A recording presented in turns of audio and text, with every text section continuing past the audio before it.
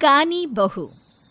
किशोरी लाल जी के बेटे राघव की शादी की बात जगह जगह चल रही थी, लेकिन किशोरी लाल जी को कोई लड़की पसंद ही नहीं आती थी। और उसकी एक ही वजह थी, किशोरी लाल जी का लालची होना। उनको लड़की वालों से मोटा दहेज चाहिए था और इसी चक्कर में एक दिन वो एक बहुत पैसे वाले के घर अपने बेटे का रिश्ता लेकर पहुंचे। उस आदमी का नाम था ओम प्रकाश। देखिए किशोरी लाल जी, मेरी एक ही बेटी है और मेरी सारी संपत्ति जायदाद सब कुछ मेरी बेटी नैना का ही है।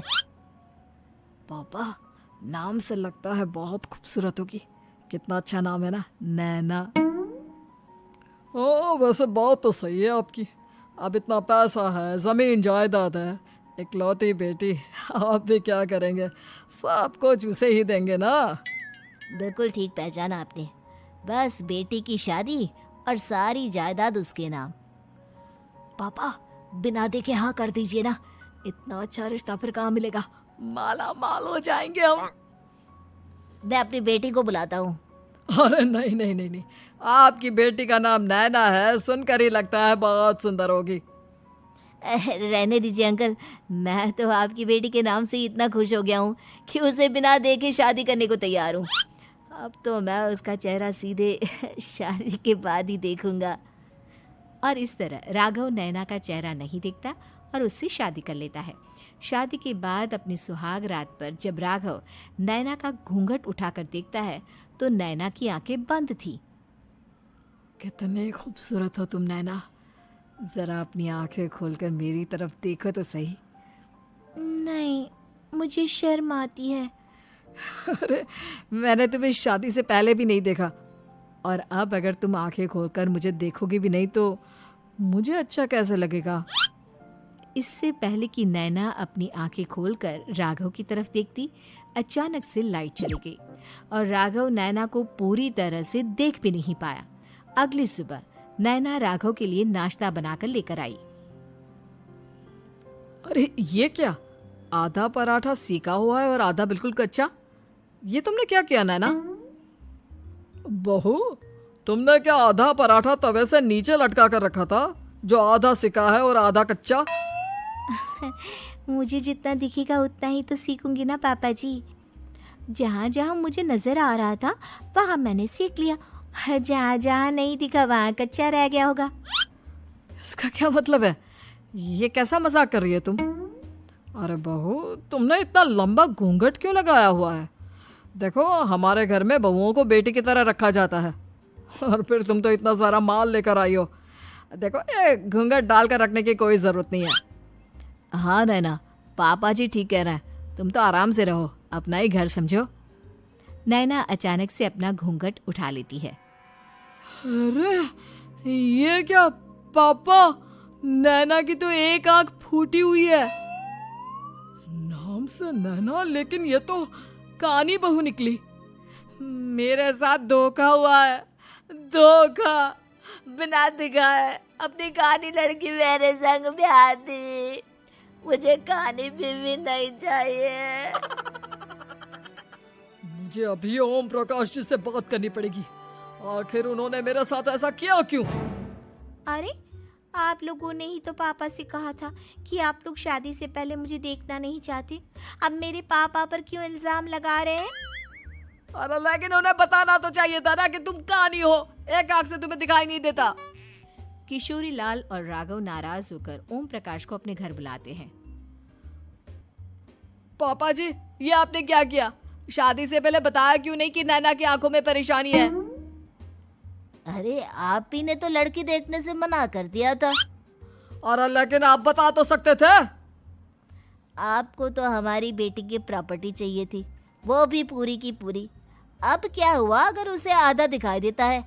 प्रॉपर्टी तो आपको पूरी मिल गई ना। अरे ये क्या बात हुई? मेरी शादी प्रॉपर्टी से नहीं, आपकी बेटी से हुई है।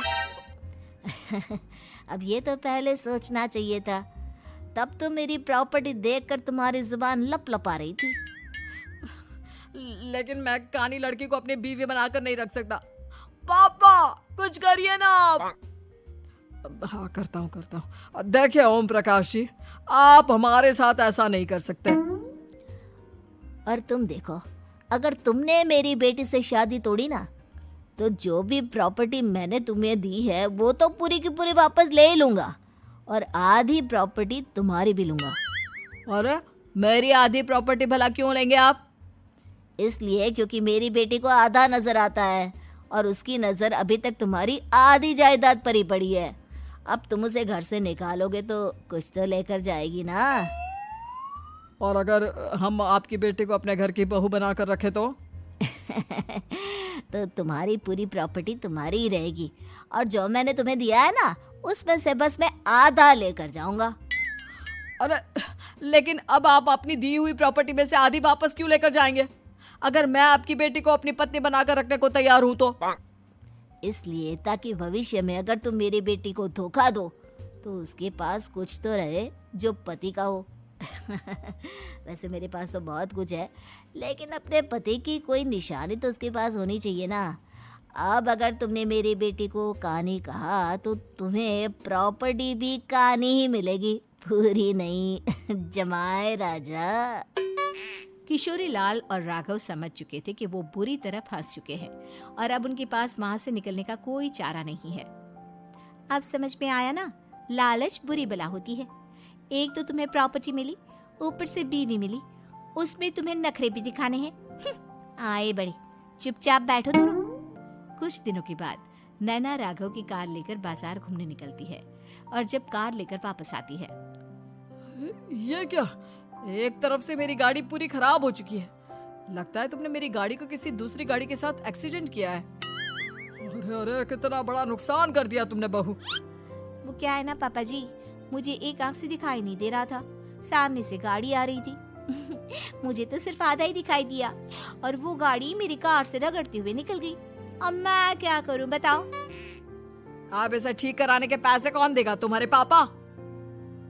तुमने मुझसे इस तरह से बात की? अभी रुको। नैना राघव की शिकायत ओम प्रकाश को कर देती है। देखो राघव, अब जो मेरी आधी प्रॉपर्टी तुम्हारे पास थी ना, उसमें से आधी और मैं लेकर जाऊंगा, क्योंकि तुमने मेरी बेटी को डांटा। अरे नहीं नहीं पापा जी, गलती हो गई, माफ कर दो। गलती की तो कोई गुंजाइश ही नहीं। अगली बार मेरी बेटी को डांटा तो बची हुई आधी में से आधी और ले जाऊंगा। लालच के चक्कर में हम दोनों ने बहुत बड़ी गलती कर दी बेटा। एक तो तुम्हें कानी बहू मिली और ऊपर से जो माल मिला वो भी काना। इस तरह राघव की हर एक गलती पर ओम प्रकाश उसकी प्रॉपर्टी का आधा आधा हिस्सा लेकर अपना सारा माल वापस ले गया और राघव को कानी बीवी से काम चलाना पड़ा। भाई लालच वाकई में